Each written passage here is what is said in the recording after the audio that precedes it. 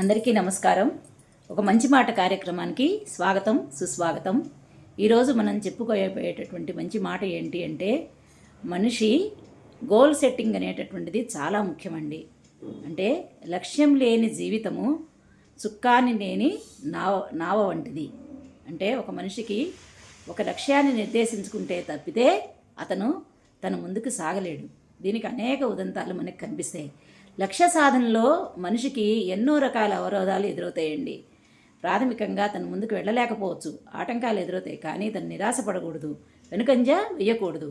ఏదైనా సరే ఎట్టి పరిస్థితుల్లో తన లక్ష్యాన్ని తను చేరుకోవాలి అనేటటువంటి సంకల్ప బలం పెట్టుకొని ధైర్యంగా పట్టుదలగా కృషిగా ముందుకు సాగితేనే మనిషి తన లక్ష్యాన్ని సాధించగలుగుతాడు. మనకి చరిత్రలో గొప్ప గొప్ప వ్యక్తుల యొక్క జీవిత చరిత్రలు మనం చదివితే కనుక ఈ విషయం మనకు ఎంతో బాగా అర్థమవుతుంది. అబ్రహం లింకన్ తీసుకుంటే కనుక ఆయన తన జీవితంలో 9 సార్లు ఫెయిల్ అయ్యి ఆ తర్వాత తన లక్ష్యాన్ని చేరుకున్నాడండి. ప్రెసిడెంట్ ఆఫ్ అమెరికా అయ్యాడు. అలాగే థామస్ ఆల్వా ఎడిసన్ ఎంతో కష్టపడి ఆయన ఎలక్ట్రిక్ బల్బుని కనిపెట్టాడు.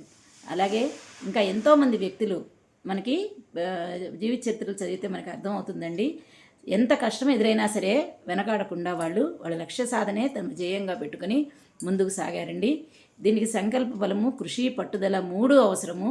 ఆ 3 మనం గనక ఆయుధాలుగా చేసుకుంటే కనుక తప్పనిసరిగా మన లక్ష్యాన్ని మనం చేరుకుంటామండి. అలాగే విద్యార్థులు కూడా ఒక గోల్ అనేటటువంటిది వాళ్ళు పెట్టుకోవాలి. అంటే అందరూ డాక్టర్స్, ఇంజనీర్స్ అవ్వాలని కాదండి.